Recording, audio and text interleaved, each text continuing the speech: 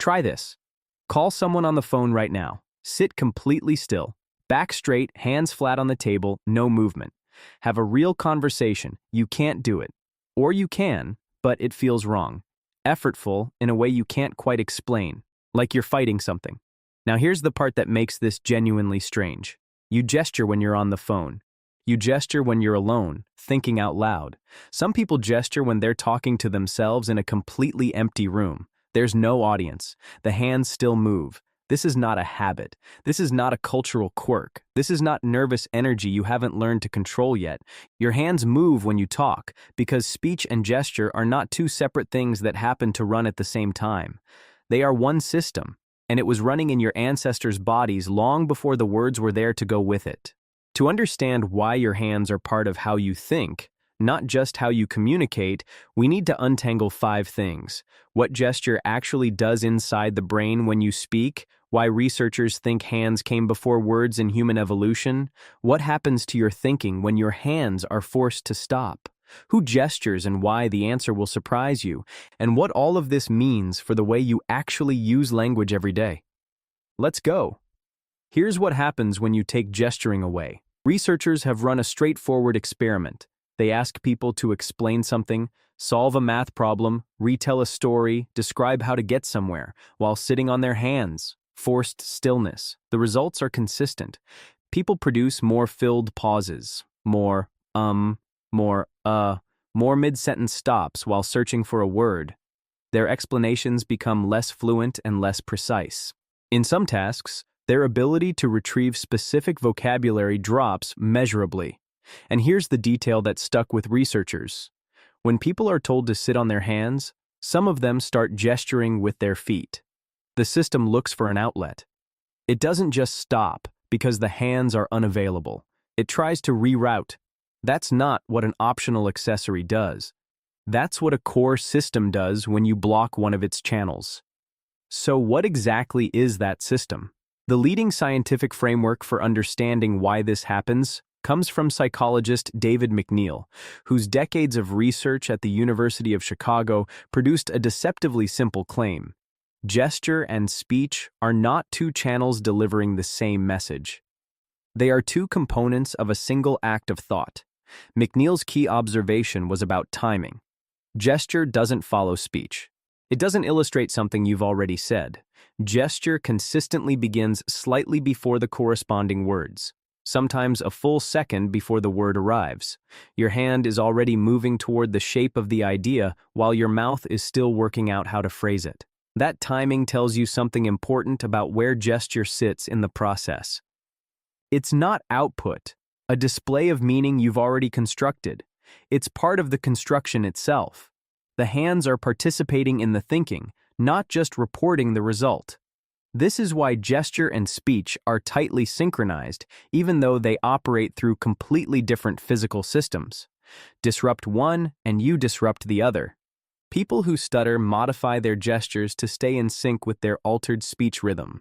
People given delayed auditory feedback, a technique that makes your own voice play back a half-second late, which reliably causes speech to fall apart, also show disruptions in their gesture. The two systems are so integrated that interfering with the voice interferes with the hands.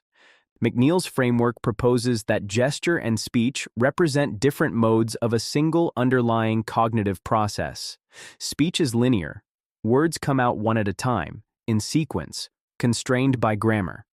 Gesture is global. A single hand movement can express a spatial relationship, a size, a trajectory, an emotional coloring, all at once, without the constraints of grammatical order.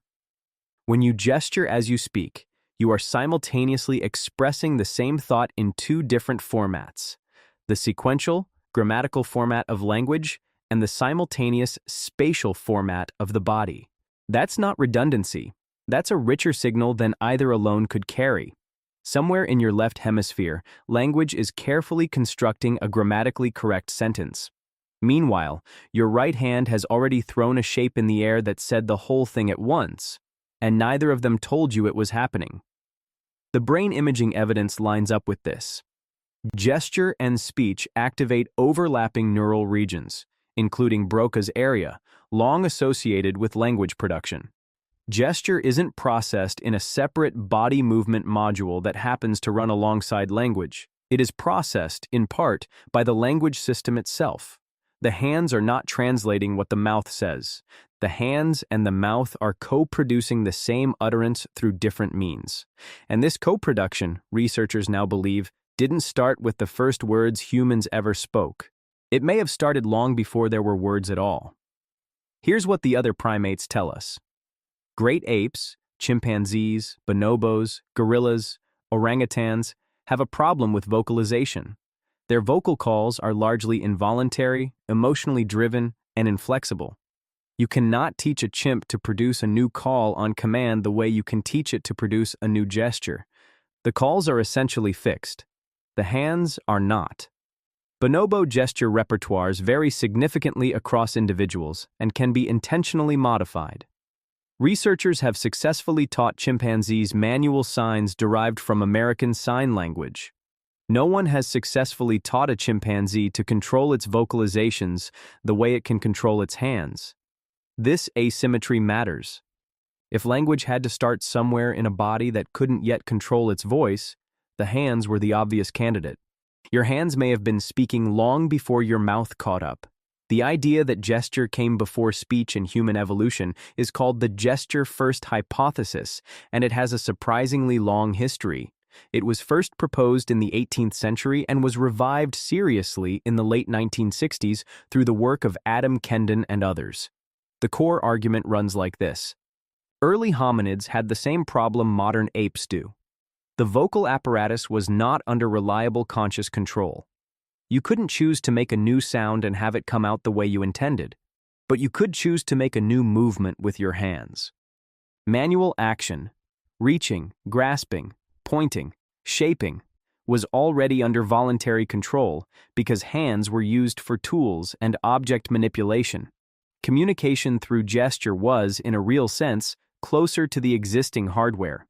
The hypothesis suggests that early communication was primarily gestural, pointing, pantomime, manual shaping of meaning, and that spoken language came later, gradually, as the vocal tract evolved alongside and in coordination with manual communication, not replacing gesture, joining it. Kendon himself was cautious about strict gesture-first claims, preferring to say that gesture and speech co-evolved, that the two systems developed as equal partners rather than one following the other. This is now closer to the scientific consensus. The evidence suggests that gesture and speech are deeply intertwined at the neural level, specifically because they evolved together, not because one was layered on top of the other. What neither version disputes is this. Gesture is not a decoration on top of language. It is, in some meaningful sense, part of language's original fabric. There's behavioral evidence from children that supports this. Babies produce meaningful communicative gestures, pointing, reaching, showing, before they produce their first words. The gesture comes first in development too, not just in evolution. And research shows that babies exposed to more gestural communication from their caregivers acquire language faster and develop larger vocabularies. Gesture is how early communication scaffolds language, in individual development as in the species. The most striking case comes from people who are blind from birth. Blind individuals gesture when they speak, including when talking to other blind people who cannot see the gesture. There is no learned social pressure to gesture in that context, no model to imitate, no audience who benefits from it. And yet the hands still move. This is close to proof that gesture is not a communication strategy you pick up from watching others. It is something the system produces because the system is built to produce it, regardless of whether there's anyone watching. Somewhere right now, a person who has been blind since birth is explaining something on the phone and gesturing in a completely empty room. The hands don't know or care. They're just doing their job. The implication is uncomfortable in the best way. You don't gesture to help other people understand you, primarily. You gesture to help yourself think. The listener benefits, but they're not why it happens. Step back, and the hands look completely different. You've been told your whole life, implicitly, by professional coaches and presentation trainers and anxious childhood teachers, that gesture is something you do with your body to support what you say with your mouth. An expression, an emphasis, a visual aid. That's backwards. Gesture is part of the thinking itself. It runs in the same neural territory as language. It started before words existed.